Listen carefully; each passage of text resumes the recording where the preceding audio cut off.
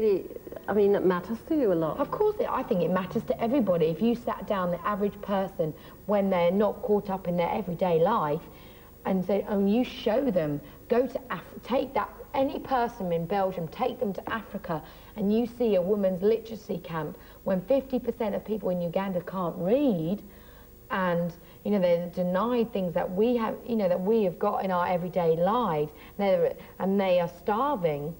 You think, actually, I do care. Everybody has a heart. But what do you do about it then? I think you start with yourself. You know, we can blame society. Of course, you could donate all your money that you ever owned to it, but it's not going to change the circumstance. That would be very idealistic. But I think what you can start is with yourself, and then you are part of society in the way you respond to other people. You know, break down prejudice for a start. No, but you say you go down to Uganda and you see all these illiteracy... I think you bring awareness to it, you know, and you educate the younger generation. That's what I'm meant to be doing as UN ambassador. And then the younger generation have the power to change. You might inspire one person that might become our next prime minister or president, that might have those ideals, and they can change they have the power to say, you know what, I'm going to do this or do that for the next time you know. But this is all talk. I mean, what do you actually do? What do I actually do? What do you mean? I mean, you go and visit these places in a sort of pampered position, more or less. I think at the end of the day, you're absolutely right. All I can do is talk. Yeah. But you know what? I think talking is very, very powerful because, you know, women like to talk a lot, and I think communication is the most important thing in the world, because all I can do is lend my fame to something. Of course, I'm not the power behind, you know, the people that go into research and try. I wouldn't patronise or dream of such arrogance. But all I can do is lend my fame. I'm famous, so if somebody recognises me and I go to such a project, people are more likely to. Unfortunately, the state of the way it is, a child is more likely to look, you know, at such a thing. That's all I can do. Why were you so concerned with the whole breast cancer thing? Because first and foremost, when I was 18, I had a lump in my breast.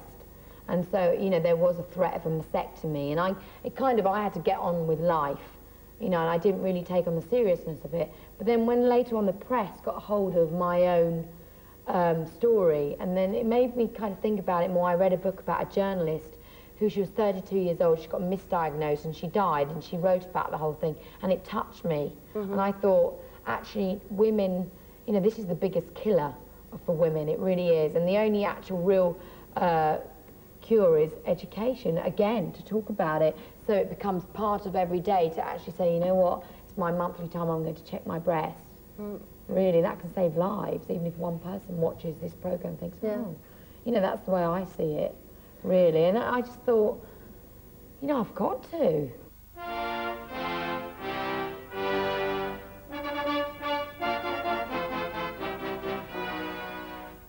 Happy birthday to you. Happy birthday to you. Happy birthday, Your Royal Highness. Happy birthday to you.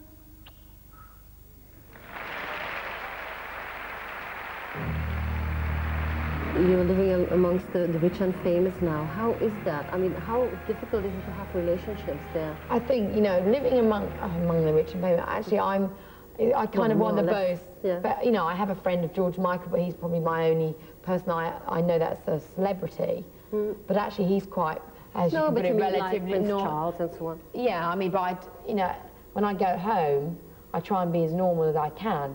Do you go home? Yeah, I go home and, you know... Do you still have friends in your home? Oh, yeah, from Watford, yeah. I've got two that I just keep. It's very nice and grounding and real. She always does my roots. Yeah. And how difficult is it for you as Geri Halliwell or Geri Halliwell to meet with men, for instance? I think sometimes you do with a man. It is hard, but I'm sure any woman that is in slightly, she is in a position where she's, you know, she's together and she's got her own money. You know, you've got to have a pretty secure bloke with his own self that's not going to be intimidated by that. You know, I'm like anybody. I want love. You know, I want to give love. I want affection, and I want company. But if you're working consistently, you know, it's very hard to meet somebody. And I do believe, actually, in life, you don't get to have everything. You know, sometimes it's very rare that you get that balance when suddenly, you know, you find the man of your dreams and your work is great. I can't wait to that day. But that is not happening at the moment. We also have a present, always have a present for Oh, guests. thank you very much. You're nice enough to stay here. For Oh, half an thank hour. you. I open it now. It's supposed to be something to bring you luck. Thank you very much. Let's see.